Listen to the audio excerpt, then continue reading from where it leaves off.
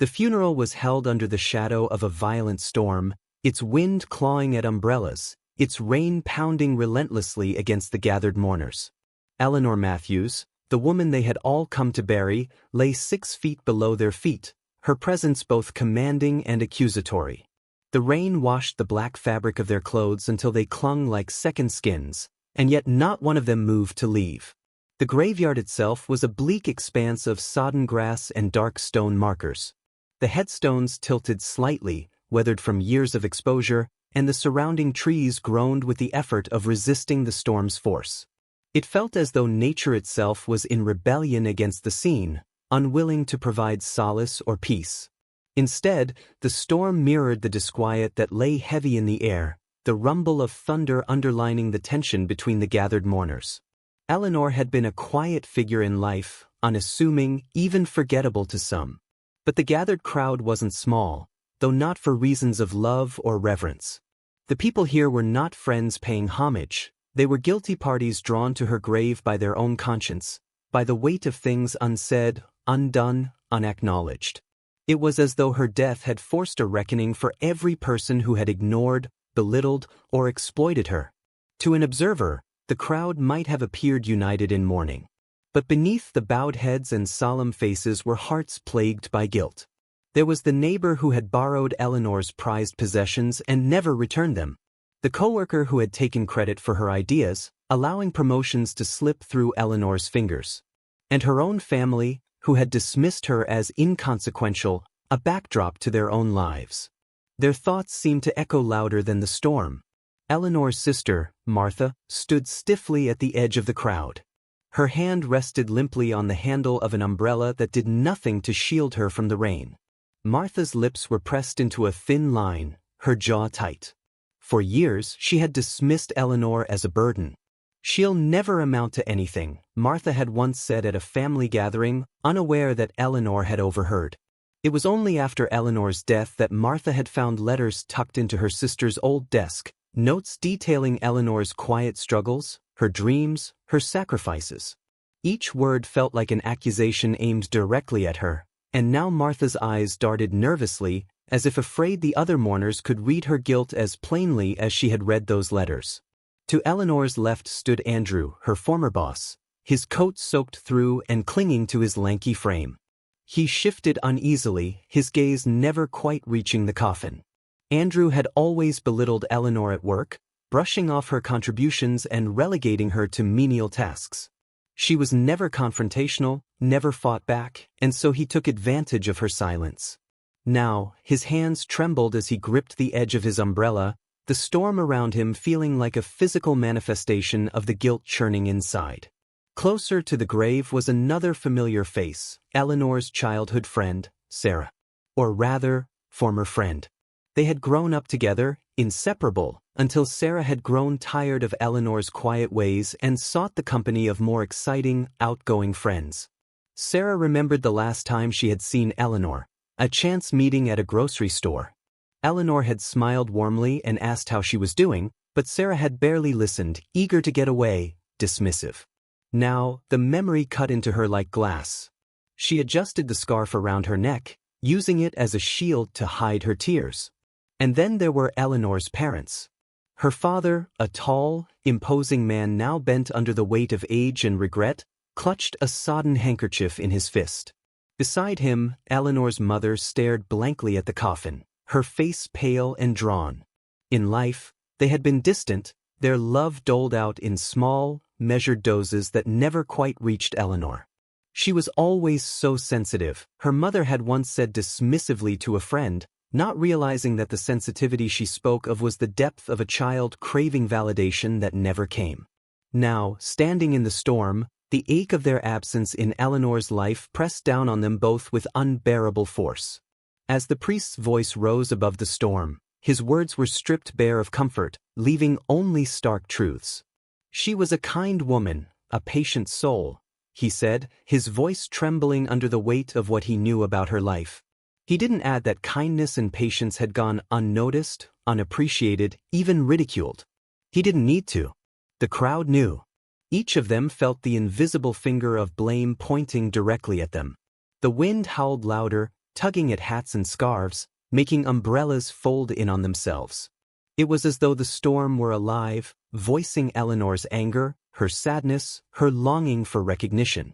Drops of rain mingled with tears on many faces, but whether the tears were for Eleanor or themselves, it was hard to tell. The final humiliation came not from Eleanor, but from the silence that followed the priest's closing words. There was no music, no eulogy from a loved one, no testimonies to her life. No one had anything to say. The guilt that weighed on them all seemed to crush their voices, leaving only the storm to fill the void. One by one, the mourners began to leave, their heads bowed, their steps quickened as though they could outrun their shame. Eleanor's grave remained behind, a dark, open wound in the earth, a stark reminder of a life that had passed with too little acknowledgement. The storm raged on, unrelenting, as though determined to wash away the pretense, to strip the moment down to its raw, bitter truth. Eleanor Matthews was gone. And in her absence, the storm ensured that no one would forget what they had failed to see when she was alive. The mourners froze as the priest's final words hung in the air, swallowed by the raging storm. Thunder cracked overhead like the voice of an angry god, but the sound that followed wasn't natural. It wasn't the storm. It wasn't the wind howling through the ancient trees. It came from the earth itself. A low, resonant crack, sharp and deliberate, cut through the chaos. Heads snapped toward the coffin as a collective gasp escaped the crowd. At first, they thought it was their imagination, the weight of guilt and the eerie atmosphere playing tricks on them. But then it happened again. A cracking, splintering noise, unmistakably coming from Eleanor's casket. It wasn't the sound of the rain or the shifting ground. It was the sound of wood splintering under pressure. Martha, Eleanor's sister, stumbled backward, her wet shoes slipping in the muddy grass. Her hand shot out to grab the arm of Andrew, Eleanor's former boss, who was standing beside her. He didn't move to steady her. His face was pale, his eyes locked on the coffin. Did anyone else hear that? Martha stammered, her voice barely audible over the storm. Her fingers trembled as they clutched at Andrew's sleeve. I don't think, Andrew began, but his voice faltered as the sound came again, louder this time. The unmistakable sound of wood straining under some impossible force. The crowd shifted uneasily, a ripple of fear passing through them. Eleanor's parents, who had been rooted to the ground in stoic silence, suddenly looked more fragile than ever. Eleanor's mother clutched her husband's arm, her lips moving soundlessly, perhaps in prayer, or perhaps in denial of what was happening before her eyes. The whispers started next. Faint and almost imperceptible, carried on the storm's violent gusts. At first, it sounded like the wind twisting through the trees, a trick of nature. But the longer they listened, the more distinct the words became. Help me. It was faint, distant, and yet it didn't come from the edges of the graveyard. It came from below. The sound was soft but insistent, and with each repetition, the whispers grew louder, more desperate. Help me. Please. Help me. No, Sarah, Eleanor's childhood friend, whispered to herself. She stumbled back, shaking her head violently, as though denying the reality would make it stop. Her hands clutched at her rain-soaked coat, and she seemed to shrink under the weight of the voices. Did anyone else hear that? Someone asked, their voice trembling, but no one answered. The crowd's fear was palpable now, pressing down like a suffocating blanket. The coffin moved. It was slight, barely perceptible at first. But it moved.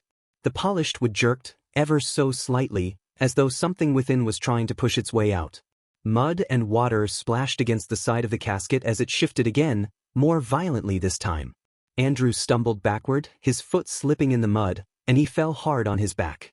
He didn't even try to get up, his wide eyes fixed on the casket as though it might spring open at any moment. This isn't real. This can't be happening, he muttered to himself, over and over again. Martha's knees buckled and she collapsed to the ground, her hands gripping fistfuls of wet grass. I'm sorry, she sobbed, her voice cracking with hysteria. I didn't mean it, Eleanor. I didn't mean it. I didn't know you. I didn't know you were suffering. Please, forgive me. Please. The ground beneath them trembled violently, the earth heaving like a living, breathing thing. Several mourners screamed as they lost their balance, falling to their knees in the mud. One man clutched at a nearby tombstone for support, his white-knuckled hands trembling. Stop it, Eleanor's mother suddenly wailed, her voice cutting through the chaos. Her usually composed demeanor had cracked entirely, leaving her voice shrill and panicked. She turned toward the priest, her face twisted in desperation. Make it stop. Do something. You're supposed to know how to stop things like this. The priest looked as though he might faint. His hands clutched the edges of the Bible he carried, his knuckles white. His mouth opened and closed like a fish gasping for air, but no words came. He didn't know what to say. He didn't know what to do. The whispers grew louder. Help me. Help me. Help me, they chanted now, a chorus of disembodied voices that seemed to echo from all around. The coffin jolted again, the lid lifting ever so slightly before slamming back down as though whatever was inside was testing its strength. Sarah screamed, a raw, guttural sound, and bolted from the graveside. This isn't right. This isn't right, she shouted as she ran, slipping and sliding in the mud, her arms flailing wildly. Others followed suit, their fear overtaking any sense of decorum. They fled in all directions, their umbrellas abandoned, their shoes sinking into the waterlogged earth as they ran for the gates. But not everyone could move. Andrew remained on the ground, paralyzed with fear, staring at the coffin as though it might explode at any moment. Martha was sobbing uncontrollably, her body shaking as she rocked back and forth in the mud. I'm sorry, she kept repeating, her words drowned out by the storm and the whispers. Eleanor's father tried to pull his wife away from the grave, but she resisted, her feet digging into the muddy ground. No, she cried, clawing at his arm. We can't leave her. We can't leave her like this. The ground gave another violent shudder, and a deep, resonant groan came from the coffin, louder than any thunderclap. It was the sound of something ancient and unnatural, a sound that no living thing should ever have to hear. The priest finally found his voice, though it was thin and trembling. We must leave, he croaked. Everyone leave now. Martha looked up, her tear-streaked face pale and drenched with rain. Leave, she repeated, her voice rising to a hysterical pitch. We can't leave her. She's not gone. Don't you hear her? She's not gone. But no one answered. The remaining mourners turned and fled, their terror driving them blindly through the storm. Only Martha, Andrew, and Eleanor's parents remained, rooted to the spot by guilt and horror. The coffin moved again, this time jerking so violently that it shifted several inches to the side, tearing at the straps that held it suspended over the grave. A low, anguished wail rose from within the casket, a sound that sent icy tendrils of fear curling around the hearts of those who stayed. Eleanor's father let out a strangled cry, pulling his wife to her feet and dragging her away from the grave. She fought him at first, her hands clawing at the air as though she could reach her daughter. But the fear in his eyes finally broke through her hysteria, and she allowed herself to be pulled away. Martha and Andrew were the last to move. Martha crawled to the edge of the grave, her hands clutching at the straps of the coffin. Eleanor, she sobbed, her voice barely audible over the storm. I'm here. I'll help you. Please, just tell me what to do. I'll fix it. I'll fix everything. Andrew finally snapped out of his paralysis and grabbed Martha's arm, yanking her away from the grave with more force than he intended. We have to go, he shouted, his voice breaking. We can't stay here. The two of them stumbled away from the grave, their feet slipping in the mud. Behind them, the whispers grew louder, more insistent, until they were almost deafening. Help me. Help me. Help me. And then, as they reached the gate, the whispers stopped. The storm quieted, the rain slowing to a drizzle. The mourners who had fled gathered just outside the cemetery, their faces pale and stricken. No one spoke. No one dared to look back.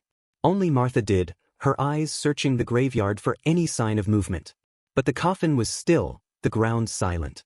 The storm had passed, but the unease lingered, settling over the crowd like a shroud.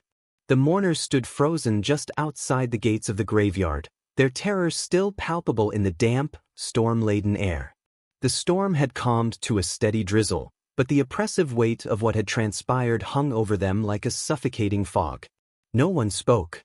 They barely dared to breathe, unsure of whether they had escaped or if whatever dark force had moved Eleanor's coffin would follow them. Suddenly, from the woods bordering the cemetery, a noise broke through the uneasy silence. A rustle of branches and the sound of paws splashing through mud.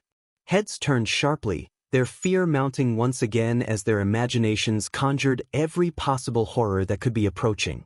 A large dog emerged from the tree line, its silhouette shadowy and ominous against the gray sky. Its fur was slick with rain, hanging in clumps around its muscular frame. The animal's presence was unsettling, too sudden, too deliberate, but it was not threatening. Its movements were purposeful, almost mournful, as it padded through the mud toward the grave. The mourners recoiled instinctively, stepping back as the dog passed them without so much as a glance.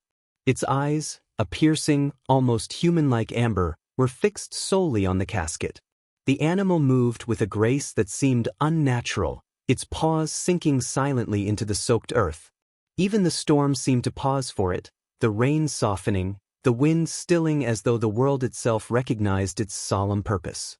Martha gasped, her hand flying to her mouth. What is it doing?" she whispered, her voice barely audible. No one answered. Andrew, still trembling from the events at the graveside, stumbled backward, his shoes slipping in the mud. "It's just a dog," he said, his voice shaky as though trying to convince himself. It's nothing." But it wasn't nothing. Everyone could feel it. There was something about the dog's presence that was deeply unsettling. It moved with an intelligence, a purpose, that defied logic. The dog stopped in front of the casket, its massive frame casting a shadow over the polished wood. For a moment, it stood still, its head lowered as though paying its respects. Then, slowly, it raised one paw and placed it gently on the lid of the casket. The motion was deliberate, careful, almost tender. The mourners watched in stunned silence, their fear momentarily replaced by a deep, inexplicable sorrow. Eleanor's mother let out a choked sob, clutching her husband's arm. It's mourning her," she said, her voice breaking. "Like it knows her." Her husband shook his head, his face pale and drawn. "It's just a dog," he muttered, though his words lacked conviction. He couldn't tear his eyes away from the scene. The dog stayed like that for several moments, its paw resting on the casket, its head bowed. The mourners watched, unable to move, unable to speak. The whispers that had haunted them earlier were gone, replaced by a heavy silence that seemed to amplify the sound of their own breathing. Martha, trembling, took a hesitant step forward. What does it want?" she asked, her voice barely more than a whisper. She wiped at her rain-soaked face with a trembling hand, her eyes wide with a mix of fear and curiosity. Before anyone could answer, the dog raised its head and let out a low, mournful howl. The sound was rich and haunting, filled with a sorrow so profound it seemed to echo through the graveyard, resonating in their very bones. It wasn't the sound of a wild animal. It was the sound of grief, of loss, of something ancient and deeply knowing. Andrew, his nerves frayed to the breaking point, stumbled back another step. "This isn't right," he muttered, shaking his head violently. "This whole thing, it's not right." The dog turned its head slightly, its amber eyes sweeping over the crowd for the first time. The intensity of its gaze was unbearable, as though it could see straight into their souls, unearthing every buried guilt, every unspoken regret. The mourners felt exposed, stripped bare under its scrutiny. Eleanor's father took a step back, his voice trembling. "Why is it looking at us?" he whispered, his grip tightening on his wife's arm. "Why does it feel like it knows?" The dog's gaze lingered on each of them in turn. On Martha, still kneeling in the mud, her face streaked with tears. On Andrew, who was now openly shaking, his pale face glistening with rain. On Sarah, who stood rooted to the spot, her hands clasped tightly over her mouth. And then, slowly, its gaze returned to the casket. Without warning, the dog lowered its head and began to scratch at the lid of the coffin. Its claws raked against the polished wood, the sound sharp and jarring against the otherwise still air. The mourners flinched, their terror returning in full force. "Stop it!" Sarah cried out suddenly, her voice high and desperate. She took a shaky step forward, her hands outstretched as though to ward the animal off. "Stop it! Leave her alone!" But the dog didn't stop. It continued to scratch, its movements methodical and relentless. The sound was unbearable, grating against their nerves like nails on a chalkboard. Martha sobbed openly now, her hands clutching at her hair as she rocked back and forth. "Why is this happening?" she wailed. "Why won't it stop?" Eleanor's mother collapsed to her knees, her hands pressed to her face. "She's trying to tell us something," she whispered through her tears. "It's her. She's trying to—" "Don't say that," Andrew shouted, his voice cracking. He stumbled forward, his hands raised as though to physically block the words from reaching him. "Don't you dare say that. She's gone. She's gone." The dog paused, its head snapping up to look at Andrew. For a moment, the graveyard was silent again, the air thick with tension. And then, the dog let out another howl, louder and more anguished than before. The mourners recoiled as the ground beneath their feet trembled once more, the vibrations radiating outward from the grave. The casket shifted again, the straps holding it over the open grave straining under the movement. The mourners watched in horror as the lid of the coffin lifted slightly, just enough to reveal the darkness within. A faint, sickly sweet smell wafted out, carried by the wind. It was the smell of decay, but mingled with it was something else, something sharper, more unnatural. The dog stepped back, its ears flattening against its head. It let out a low growl, its teeth bared, as though warning the crowd of something unseen. The mourners stood paralyzed, their fear rooting them to the spot. And then, faintly, the whispers returned. "Help me," they pleaded, the words barely audible but unmistakable. "Help me." Martha let out a strangled sob, her hands reaching toward the casket as though she could silence the voices with her touch. "I'm sorry," she cried. "I'm so sorry." The dog barked sharply, the sound cutting through the whispers like a knife. It turned and began to circle the grave, its movements agitated, its growls low and constant. The mourners watched helplessly, their minds racing, their bodies trembling. Eleanor's father finally found his voice, his words trembling with desperation. "We need to leave," he said, his voice barely above a whisper. "No." But no one moved. They couldn't. The dog had stopped again, its body tense, its amber eyes fixed on the casket. And in that moment, as the rain continued to fall and the whispers grew louder, every person in the graveyard realized the same terrible truth. Whatever was happening, it wasn't over. The tension in the graveyard reached an unbearable crescendo as the dog, now standing rigid beside the grave, growled low and deep. Its amber eyes, still fixed on the casket, seemed to pierce through the veil of the storm and the fear gripping the mourners. The rain fell harder, as if trying to drown the scene in its deluge, but nothing could obscure what was about to happen. The air felt electric, charged with an unseen force, and the mourners couldn't look away, though every fiber of their being screamed at them to run. Then it happened. The coffin lid erupted open with a deafening crack, as though the casket itself had been struck by lightning. The sound cut through the storm, silencing even the thunder. Splinters of wood flew outward, scattering across the graveyard. Several mourners screamed, recoiling in terror as the impossible unfolded before their eyes. Eleanor Matthews, pale, trembling and gasping for air, began to sit up from the open coffin. Her frail hands clutched at the edge of the casket as though pulling herself out of a watery grave. The sight was grotesque and otherworldly, her once serene face now a mask of torment. Her lips moved, her voice barely audible over the pounding rain. "Why?" she whispered, her words cracking like brittle glass. "Why did you leave me?" The mourners froze in horror, their minds unable to process what they were seeing. Martha let out a choked scream, stumbling backward and falling into the mud. "No, no, this isn't real. It can't be real," she cried, her voice breaking with hysteria. Her tears mixed with the rain, her face a mask of guilt and terror. Andrew stood rooted to the spot, his eyes wide and unblinking, his mouth opening and closing like a man gasping for air. He clutched at his chest as if his heart might give out. "This isn't possible," he whispered hoarsely, shaking his head. "She was dead. I saw her. She was dead." Eleanor's mother screamed, the sound raw and guttural, tearing from the depths of her soul. She collapsed to her knees beside her husband, who stood trembling and wide-eyed, his face ashen. "Eleanor," her mother sobbed, reaching a trembling hand toward her daughter. "Oh, God, Eleanor, I'm so sorry. I didn't know.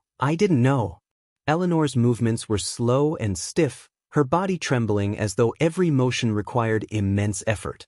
Her face was pale, her lips almost blue, and her rain-soaked hair clung to her gaunt cheeks. She turned her head slowly, her haunted eyes sweeping over the gathered mourners. Her gaze was not accusatory, but filled with a deep, soul-crushing sorrow that seemed to pierce through every heart. "Why did you leave me?" she whispered again, her voice stronger this time, though it quivered with anguish. The words hung in the air, cutting through the storm like knives. Sarah clutched at her chest, her knees buckling as she struggled to stay upright. We thought you were gone," she stammered, her voice shaking. "We didn't know. We didn't," she broke off, sobbing into her hands. The weight of her guilt was unbearable. The dog remained at the graveside, its growls subsiding into a low whimper. It sat down, its head bowed as though in mourning. The sight of the animal, so solemn and still, only added to the surreal horror of the scene. It felt as though the dog understood Eleanor's pain better than any of the humans standing there. Martha, still on the ground, crawled forward on her hands and knees, her face streaked with rain and tears. "Eleanor," she gasped, her voice choked with guilt. "I'm sorry. I'm so sorry. I didn't know you were suffering.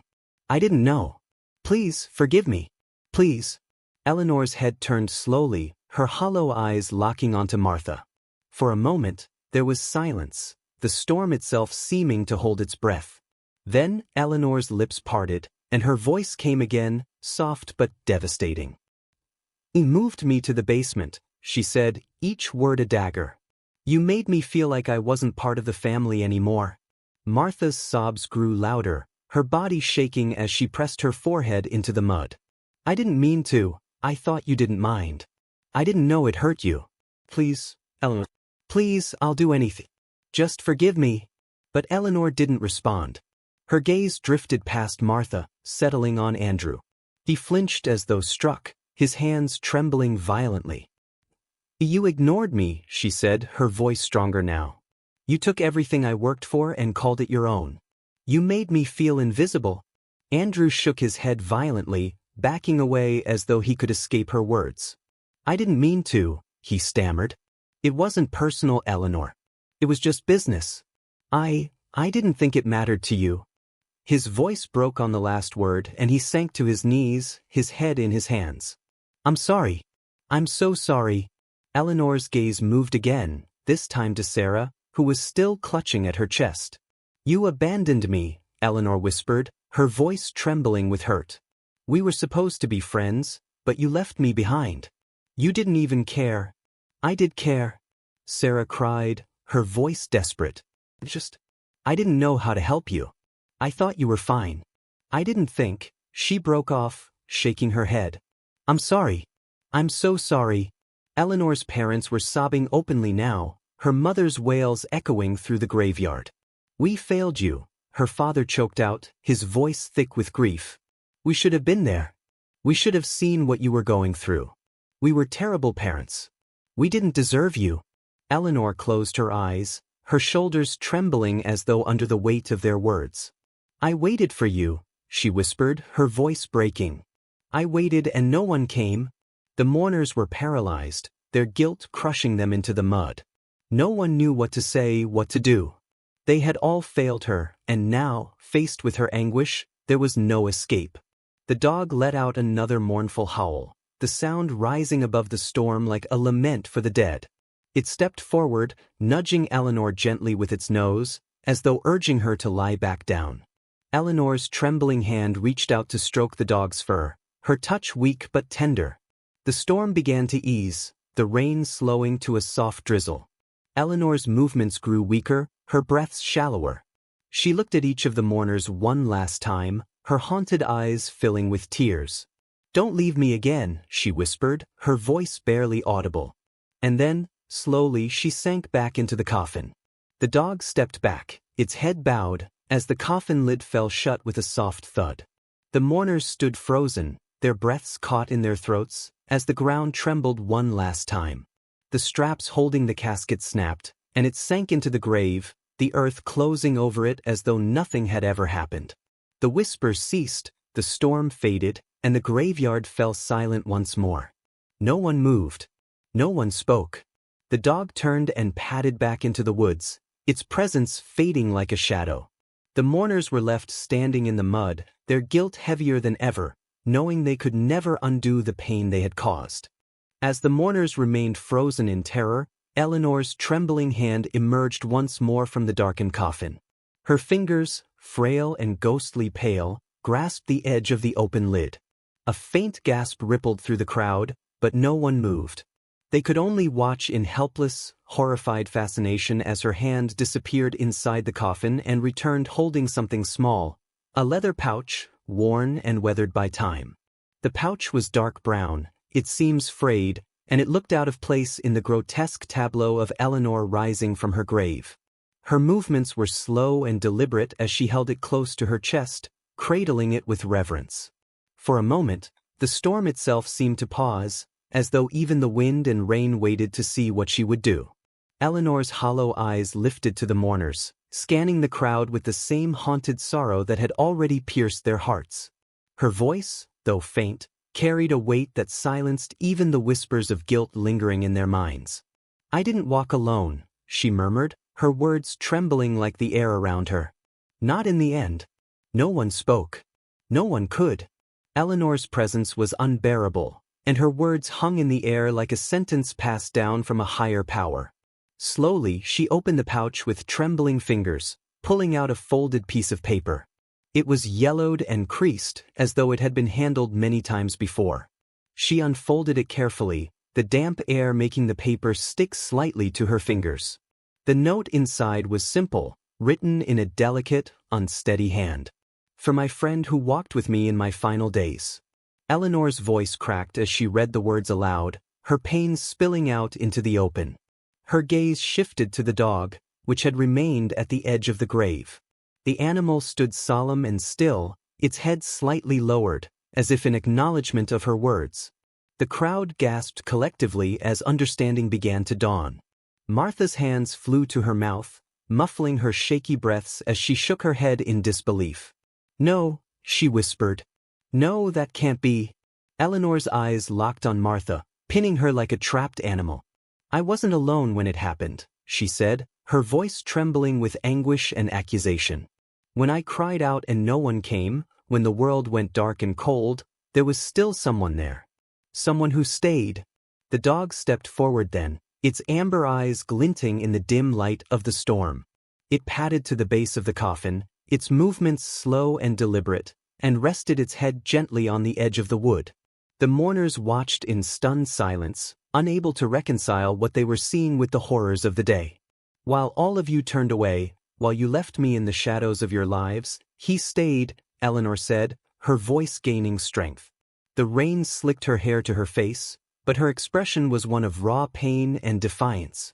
"When I couldn't go any farther, when I couldn't bear it anymore, he was there." Andrew, unable to take it anymore, staggered backward and nearly fell into the mud. "This is insane," he shouted, his voice rising in panic. His hands trembled violently as he pointed toward the dog.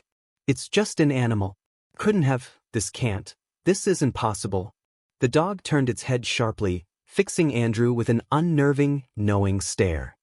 His protest died in his throat, and he stumbled further away, muttering incoherently to himself. Martha, still on her knees, let out a broken sob. "Eleanor," she whispered, her voice cracking with desperation. "Please, I didn't know. I thought you were fine. I thought." She broke off, shaking her head violently as though trying to erase the memories that flooded her mind. Eleanor turned her gaze back to Martha, her expression softening for just a moment. "You didn't think," she said simply. "None of you did." Eleanor's mother collapsed against her husband, her body racked with sobs. "We failed her," she cried, her voice muffled against his shoulder. "Oh God, we failed her. How could we not see? How could we not know?" Her husband, usually stoic, shook his head as tears streamed down his face. "She trusted us," he choked out. "And we left her to suffer alone." Eleanor's hand shook as she held the leather pouch aloft. "He stayed when you didn't," she said, her voice breaking. "He didn't speak. He didn't promise. He just stayed. And when the darkness came for me, he didn't run." The mourners were crumbling under the weight of her words, their shame and guilt tearing through them like knives. Sarah sank to the ground, her arms wrapped around herself as she wept uncontrollably. "I thought you didn't need me," she sobbed. "I thought you were stronger than me." I was wrong. I was so wrong. The dog whined softly, breaking the mourner's trance. It nudged Eleanor's hand with its nose, urging her to return the note to the pouch. She complied, her trembling fingers tucking the paper back inside before holding the pouch out toward the animal. The dog took it gently in its mouth and stepped back, its solemn gaze sweeping over the crowd one last time. The mourners flinched as the dog's amber eyes met theirs. Each of them felt the weight of their own failures reflected in that gaze, a silent judgment passed down by the only creature who had stayed by Eleanor's side. The humiliation was unbearable, their guilt now magnified by the realization that even an animal had shown more compassion than they had. Eleanor's strength seemed to waver as the dog retreated to the edge of the grave.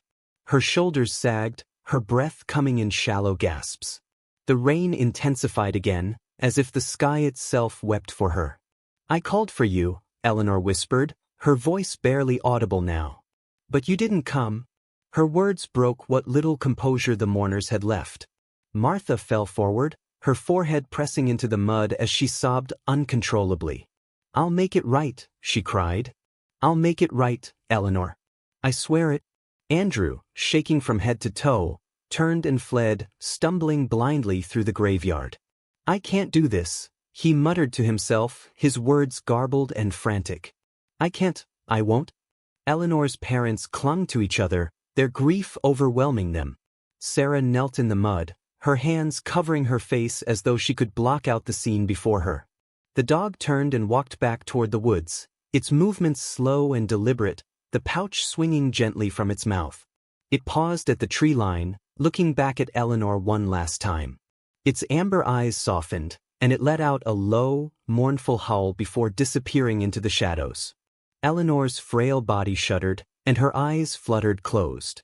She sank back into the coffin, her hands folded over her chest, and the lid lowered gently as though guided by an unseen force. The ground began to tremble again, the earth slowly reclaiming her. When the grave was sealed once more, the storm ceased, leaving only a deafening silence. The mourners stood in the mud, drenched and broken, their guilt etched into their faces. They had come to bury Eleanor, but it was her memory, her sorrow, and their own failures that would haunt them forever. The rain eased to a soft drizzle as the dog, now standing motionless at the edge of the grave, dropped the leather pouch at its feet. Its head lowered, and it nudged the pouch closer to Eleanor's lifeless body with its nose, almost as if ensuring she would receive it. The mourners, drenched and silent, stood rooted to the ground, unable to look away. Their eyes flicked between the strange, solemn animal and the figure of Eleanor lying still in her coffin. A low, deep sigh escaped the dog, a sound so heavy with sorrow that it reverberated through the graveyard. It was not just a sound, it was a lament, an expression of grief so profound it seemed to speak directly to the guilt and shame suffocating the mourners. For a fleeting moment, it felt as if the dog carried all the pain they had ignored, the agony they had left Eleanor to bear alone. Martha, still kneeling in the mud, whimpered as her hands clenched into fists. Her breath came in shallow gasps, and her face was streaked with rain and tears. "It stayed with her," she choked out, her voice trembling. "Even when we didn't?" Her words pierced through the quiet like a knife. Sarah, kneeling a few feet away, let out a quiet sob, her shoulders shaking violently. She pressed her palms against her face as though trying to block out the sight of the dog and Eleanor's lifeless figure. "Why didn't I go to her?" she whispered, her voice barely audible. "Why did I let her be alone?" Andrew stumbled back, his shoes slipping in the mud, and he clutched at the nearest tombstone to steady himself. His chest heaved, his face pale as though he might vomit. "It's just a dog," he muttered, his words unconvincing even to himself. His voice cracked as he looked around at the others, desperate for some reassurance. It's just an animal. It doesn't mean." But the dog's amber eyes shifted to Andrew, locking onto him with an intensity that made his voice die in his throat. Andrew shivered, feeling as though the animal could see into him, peeling back the layers of his indifference and selfishness. He turned away, his head lowered, and mumbled something incoherent as he stumbled further from the grave. The dog finally turned toward Eleanor, stepping closer to her open coffin. Its movements were slow and deliberate, each step seeming to carry the weight of something far greater than itself. With great care, it picked up the leather pouch again and placed it inside the coffin beside Eleanor's still body. For a moment, the dog lingered, its nose brushing lightly against her hand in a gesture that felt almost like a goodbye. Eleanor's body remained still, her pale fingers barely grazing the pouch. And yet, as the dog withdrew, her hand moved. Slowly, painfully, her fingers curled around the pouch, clutching it tightly to her chest. A collective gasp rippled through the crowd as Eleanor's lips parted ever so slightly, her fragile voice breaking through the silence. "He stayed," she whispered, her words faint but undeniable. "He didn't leave me." The mourners were paralyzed, their breaths caught in their throats. Eleanor's words struck them like thunder, each syllable a reminder of their failure. Her frail hand pressed the pouch closer to her heart, and her hollow eyes fluttered open for a brief moment, gazing skyward as though searching for something beyond the storm clouds. Eleanor's mother let out a wail and collapsed into her husband's arms. "We should have been there," she cried, her voice raw and broken. "She called for us and we didn't come. We left her. We left her."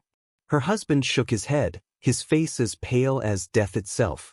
His lips moved soundlessly as though trying to form words, but he couldn't speak. His tears fell freely, streaking his weathered face, and he clutched his wife tightly as though trying to keep from falling apart. Martha crawled forward on her hands and knees, her body trembling. "Eleanor," she sobbed, her voice cracking. "I'm sorry. I should have listened. I should have seen how much you were hurting. Please, please forgive me." Eleanor's eyes fluttered shut again, her body sinking deeper into stillness, but her grip on the pouch remained firm. The rain continued to fall softly, mingling with the mourners' tears, as the dog stepped back from the grave. Its amber eyes swept over the crowd one last time, its gaze lingering on each person as if silently holding them accountable. When its eyes met Sarah's, she crumbled, her hands clutching at the wet grass. "I should have called her," she whispered through her sobs. "I should have been there. I thought she didn't need me, but she did." "She did?"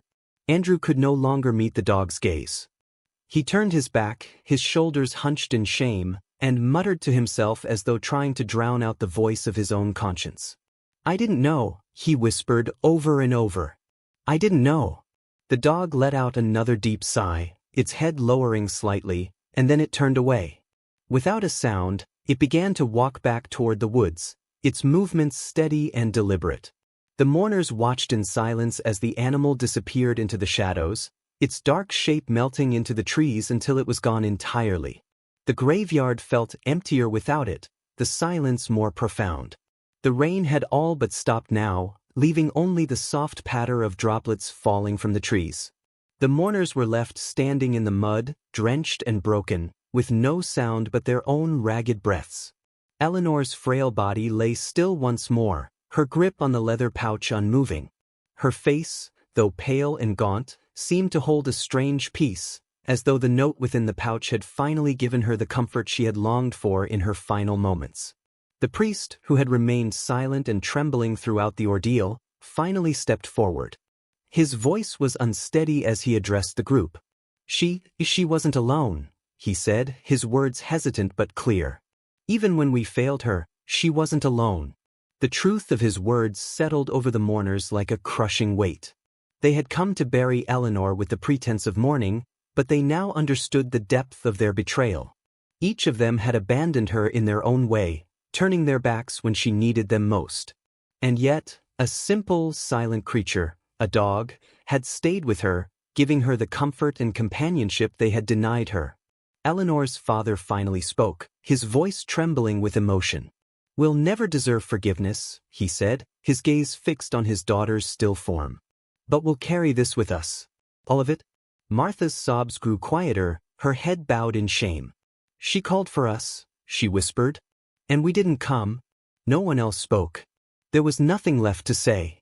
The mourners remained by the grave for what felt like hours, their silence heavier than the storm that had raged before.